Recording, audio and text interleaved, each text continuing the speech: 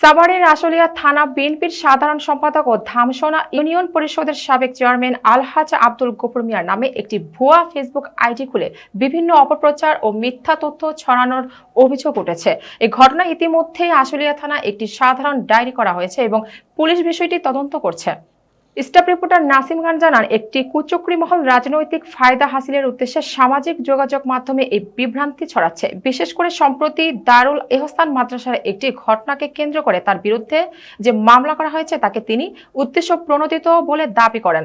তিনি আরও উল্লেখ করেন, ঘটনার দিন তিনি স্থানীয় সংসদ সদস্য ডাক্তার দেওয়ান মোহাম্মদ সালাউদ্দিন বাবুর সাথে রাজধানীর লেবেইট হাসপাতালে অবস্থান করেছিলেন।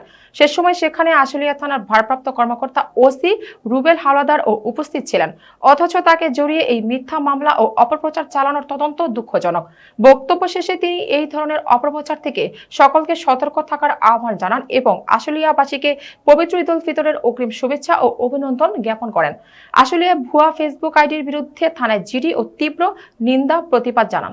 চাই যে সমস্ত মানুষ এই কুচক্রী মহল মিথ্যা অপবাদ প্রচার করছে তাদের উদ্দেশ্যে আমি বলতে চাই, আমি ইতিমধ্যে আমাদের পক্ষ থেকে আশুলিয়া থানা বিএনপির আইডিতে একটি আইডি খুলে ভুয়া আইডি খুলে বিভিন্ন ধরনের প্রচার প্রচারণা করছে।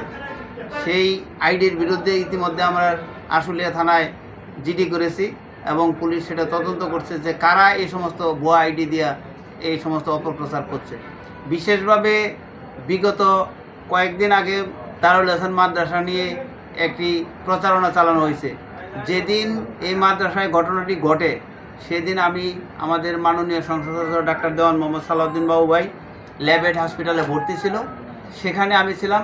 সেখানে আশুলিয়া থানার উপস্থিত ওসি রুবেল হাওলাদার নিজেও উপস্থিত ছিল, তারপরেও আমার নামে মামলা দিছে। কাজেই যারা এটা করছে এটা উদ্দেশ্য প্রণোদিতভাবে এগুলো করতেছে এবং এই অপপ্রচার চালাচ্ছে। আমি আশুলিয়াবাসীর কাছে ঈদের অগ্রিম শুভেচ্ছা এবং অভিনন্দন জানাচ্ছি।